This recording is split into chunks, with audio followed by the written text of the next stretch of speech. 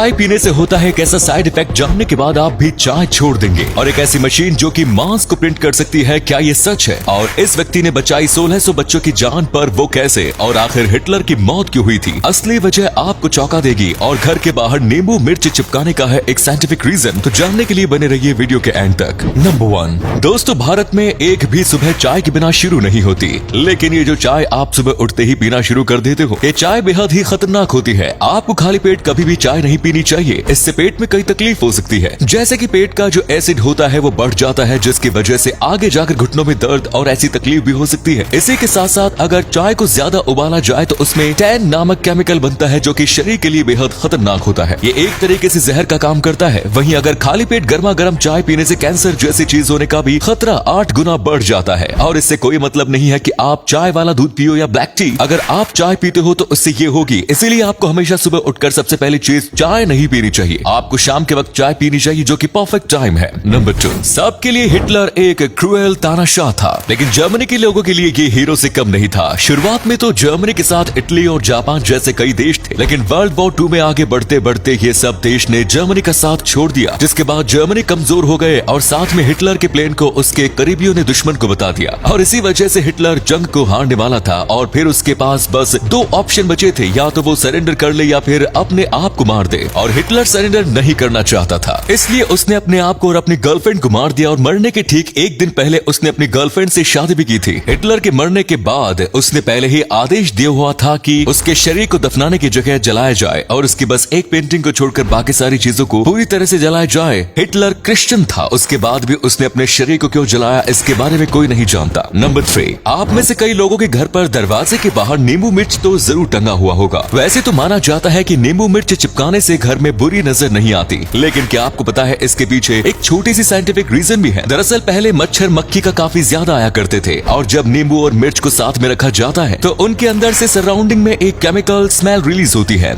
जो कि मच्छर और दूसरे छोटे मोटे कीड़ों को घर से दूर रखती है। और पहले तो बड़ी बड़ी खिड़कियां नहीं हुआ करती थी, तो कीड़े दरवाजे ही अंदर जाते थे, इसीलिए वहाँ पर इस चीज को लटकाया जाता था और कुछ वक्त के बाद ही केमिकल खत्म हो जाता है। इसीलिए हर 5 से 6 महीने में नींबू मिर्च को बदला भी जाता था। ये इसके पीछे का एक छोटा सा साइंटिफिक रीजन है। नंबर 4, एक ऐसी मशीन है जो कि मीट यानी कि मांस को प्रिंट कर सकती है। जी हाँ, आपने बिल्कुल सही सुना। जैसे कि आपको पता होगा कि मीट को निकालने के लिए बहुत सारे जानवरों को मारा जाता है और इसकी वजह से हमारे इकोसिस्टम पर भी बहुत ज्यादा असर पड़ता है। और जब कुछ लोगों को इसके बारे में काफी ज्यादा चिंता हुई तो उन्होंने एक पूरी साइंटिफिक और शेफ की टीम तैयार की, जिन्होंने कई साल की मेहनत के बाद एक ऐसे मशीन बनाया जो कि मांस को प्रिंट कर सकती है, वो भी किसी भी प्रकार से जानवरों को तकलीफ दिए बिना। दरअसल ये पौधों के कार्टिलेज को लेती है और उसके बाद से बिल्कुल एक मीट के जैसा टेस्ट होने वाला है और एक मीट के जैसा टेक्सचर वाला पीस तैयार करता है। और जब उन्होंने इस चीज को एक रेस्टोरेंट में बेचा था तो किसी को पता भी नहीं चला। नंबर 5, साउथ कोरिया में एक ऐसा व्यक्ति है जिसने अब तक 1600 से भी ज्यादा बच्चों की जान बचाई है। इनका नाम है पेस्टर ली और इनकी भी खुद की बच्ची हुआ करती थी, लेकिन उसे काफी मेडिकल प्रॉब्लम्स थी, जिसकी वजह से इन्हें ज्यादातर वक्त हॉस्पिटल में बिताना पड़ता था। और वहाँ पर इन्होंने कई सिंगल मदर्स को अपने बच्चों को छोड़ते हुए देखा। फिर इन्होंने सोचा कि ये इन सारे बच्चों को पाल लेंगे और इसके बाद इन्होंने बेबी बॉक्स बनाया। दरअसल ये दीवार में एक छोटा सा हॉल है जिसके अंदर एक बच्चा जा सकता है, और जो भी माँ अपने बच्चे को नहीं पाल सकती वो इस बॉक्स के अंदर अपने बच्चे को रख देती है। और जैसे ही बच्चा अंदर जाता है तो एक अलार्म बजता है और पेस्टर ली उस बच्चे को ले आता है और उसे पालते हैं और बड़ा करते हैं। वाकई में ये व्यक्ति जो काम कर रहे हैं वो काबिल तारीफ है।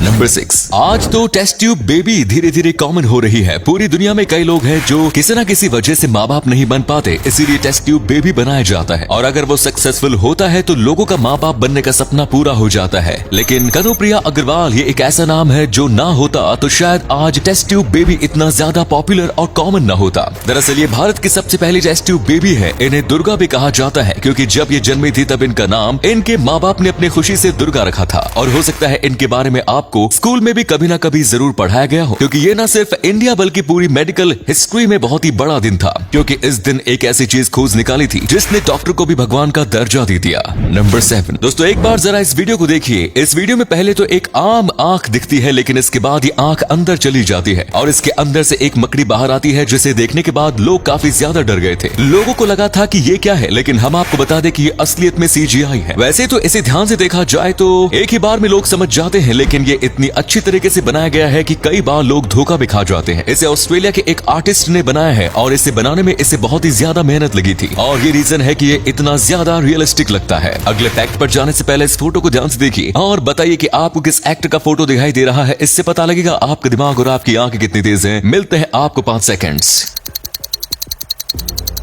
नंबर 8, जापान में रहने वाला एक ऐसा शेफ जो कि अपने कस्टमर को जहर खिलाता है। अब ये असलियत में तो जहर नहीं परोसता है, लेकिन ये एक खास तरीके की मछली बनाता है जिसे पोगु कहा जाता है और ये मछली बेहद ही जहरीली होती है। कोई भी अगर इसे खा लेगा तो वो मर जाएगा, लेकिन इसे शेफ के पिता ने करीब अपनी जिंदगी के 10 साल लगा दिए ये सीखने में कि आखिर इस मछली को कैसे बनाया जाता है जिससे ये जहरीली ना रहे। और इस चीज को सीखने में कई सालों की मेहनत लगती है और इसे शेफ ने भी अपने पिता की तरह मछली को बनाना सीख लिया। और पूरे जापान में यह अकेले ऐसा बंदा है जो इस मछली को बनाता है और यहाँ पर खाने के लिए लोग एक प्लेट के 10,000 रुपए देने को तैयार हैं।